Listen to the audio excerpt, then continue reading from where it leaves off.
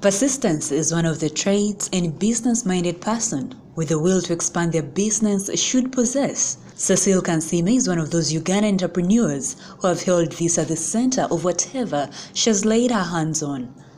The New Vision in 2016 ranked her among the 10 best farmers for not only practicing horticulture but also practicing poultry at her 3-acre piece of land in Uganda on Gayaza Road.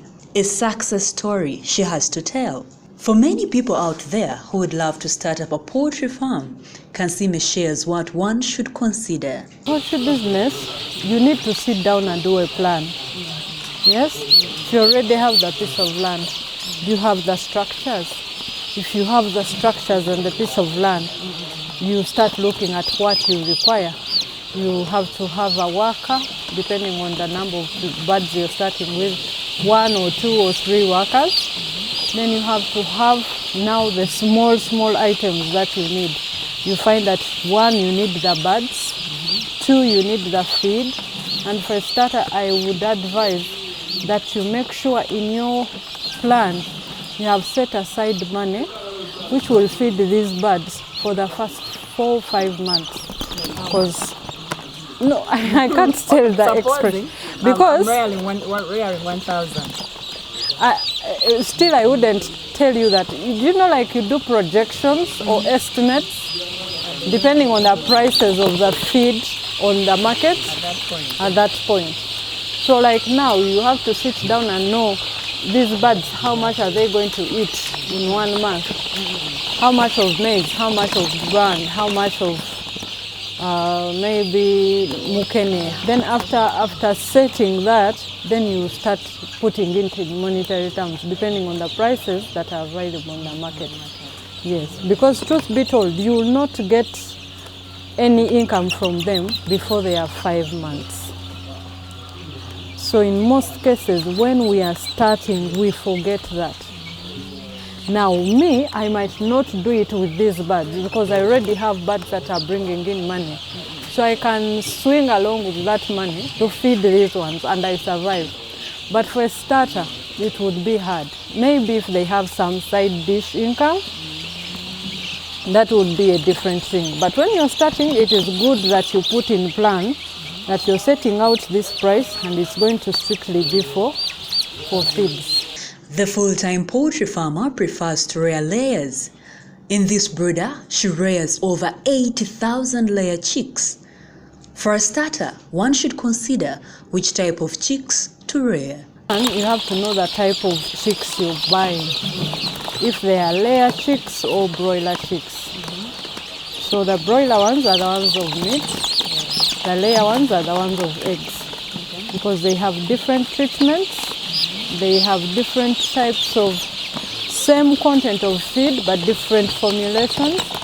So you have to know what you want. Then from there, you can know which one, what kind of food to give, what kind of vaccine to give, and all that, yes. The more the chicks, the more profit you should expect, as Kansiime explains why. I wouldn't want to tell you that you have to start like this or with this much, because it all depends on your capacity. 2, to me, for me, a person who is starting, I would advise them not to go for large numbers because you're still learning. How many is too many? Like maybe I can tell you too much for a starter would be like 5,000. That would be a hard number to deal with when you're starting. Some people even 2,000 is too much, depending on what they think. Some people, even 1,000, they say, it's nyingi. But if you're going in for business, for making money, then below 1,000 might not give you the exact Amount of money.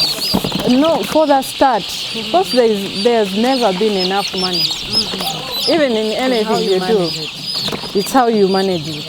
But what happens is, for you to do something and you know at the end of the day is rewarding, below 1,000 wouldn't. However, there are people, yes, because of the capacity they have, they are starting with that and taking on from that.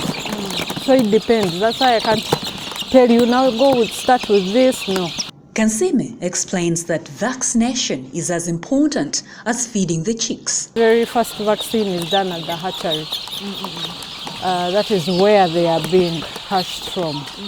So those ones do the first vaccine. Then the next vaccine is supposed to be done at 7 days, then 10 days, then 14 to 18 days in between. So that's when we do this one. So this is like the third vaccine. Chicken is fed in stages as they mature. This brooder has 2 weeks old chicks which are fed on a starter meal.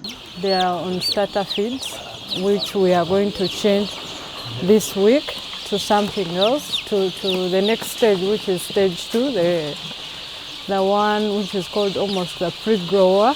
Then we'll go to the grower, then to the pre-layer, the layer 1 and the layer 2. Because you keep changing. It's actually the same content of feed, but the formulation, the content that you put just keeps changing. Yes, and the quantity, because they keep feeding more. They increase up to when they get to 120 or 110, depending on the formulation you have, each bird. But for the start, they start on a small note. Now, a first-time poultry farmer, you should prepare for the challenges that come with the business. The major challenges that poultry farmers go through while doing this, there is the monetary challenge. You need a lot of money so that you can buy the feed and stuff. What are some of those other challenges they go through when these chicks are growing up? Now, the most challenging bit as farmers that we face, which I know everyone faces, is the type of feeds and feeds that we have on our market. Now, we have lots of feed on the market, but the standard. Now, let me give you an example of mukene. We get lots of challenges with mukene. Either mukene, if it is in the season, then it's not dry. And then it has lots of sand. And then it's like rotten, for real. And remember, you're feeding it to these birds. So in most cases, you find you have continuous infections at the farm, and you're wondering what the problem is. So you find you're spending a lot of money on treatment than the feed, because you have no option. That is what we have on our market. Then we also have the challenge still with the feeds, the prices. Our prices are crazy. Today maize is at 500. In 1 week's time, it can be at 1,000. So imagine for a person who has planned for 500 shillings as per today, and by next week they are telling it at 1,000. And yet these birds, you're not going to explain to them that today you're not going to eat, the prices have gone up. They are not like human beings that you say, please, you know?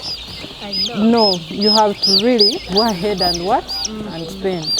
Then also our challenge also is the market for our product.